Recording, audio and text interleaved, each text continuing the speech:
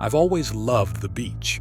The sound of the waves crashing, the salty air, and the golden sunsets make it my favorite getaway. Last summer, I took a trip to a small beach town with my girlfriend, Emily. We were excited to relax, soak up the sun, and enjoy the ocean together. Little did I know that our vacation would turn into a nightmare.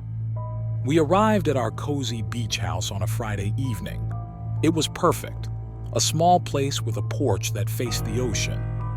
As we unpacked, I noticed a group of people a few houses down having a bonfire. They looked like they were having a great time, laughing and sharing stories. Emily suggested we join them, but I wanted to relax and enjoy a quiet evening. So we stayed in, watching movies and eating snacks. The next day, we hit the beach early. The sun was bright and the water was inviting. We spent hours swimming, building sandcastles, and just enjoying each other's company. Around noon, I noticed a guy sitting alone near the water. He looked a little rough, unshaven, and wearing a faded t-shirt.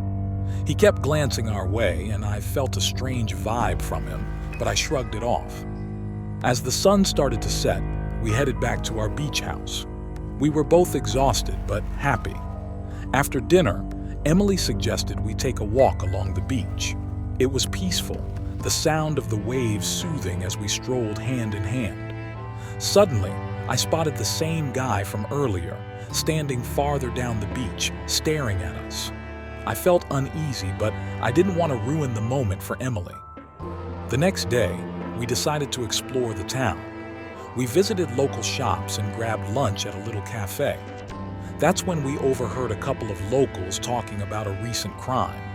They mentioned a woman who had gone missing, and the rumor was that her ex-boyfriend had something to do with it. My heart dropped, and I couldn't shake the feeling that the guy we'd seen on the beach was connected somehow. As the days went by, we tried to enjoy our vacation, but I couldn't stop thinking about that guy. He was always around, sometimes on the beach, sometimes at the cafe. He seemed to be watching us, and it made my skin crawl. I decided to confront him one evening when Emily was in the bathroom. I approached him, asking if he was okay and why he kept staring at us. He just smirked and said, "You'll see soon enough." It sent chills down my spine, and I hurried back to Emily, trying to shake off the encounter. That night, we locked all the doors and windows, feeling safe in our little house. But sleep didn't come easily. I kept hearing noises outside, like footsteps on the sand. I convinced myself it was just the wind, but I felt on edge. The next morning, I woke up early to watch the sunrise.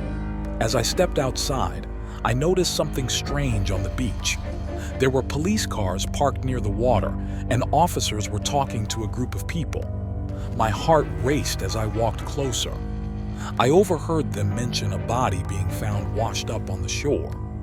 My stomach dropped. I immediately thought of the missing woman. I rushed back to the house, but when I got inside, Emily wasn't there. Panic set in as I searched every room, calling her name. I finally found her outside, talking to a police officer. Relief washed over me, but it quickly turned to dread as I realized she was shaken up. The officer explained that the body belonged to the missing woman. They were still investigating, but they believed her ex-boyfriend was involved. I felt sick to my stomach. I told Emily about the guy I'd confronted, and she looked horrified. Days passed, and we tried to avoid thinking about the situation. But then, late one night, there was a knock on our door. My heart raced as I opened it, and there he was, the guy from the beach. He smiled at me, and I felt a wave of nausea. "Looking for something?" he asked, his tone unsettling. I slammed the door and locked it, telling Emily we needed to leave immediately. We packed our things in a panic, but before we could drive away, the police showed up at our house. They'd been looking for the guy. Apparently, he was the ex-boyfriend they had been searching for all along. They found him hiding nearby. He was arrested, and the police informed us that he had indeed murdered his ex-girlfriend. The whole situation was surreal. It felt like a terrible dream. I had confronted a killer. We left the beach town the next morning, shaken but grateful to be safe. I still can't believe that something so horrific happened during what was supposed to be a relaxing vacation. I often think about that missing woman and her tragic end. I'll never forget that summer and the terror that lingered long after we drove away.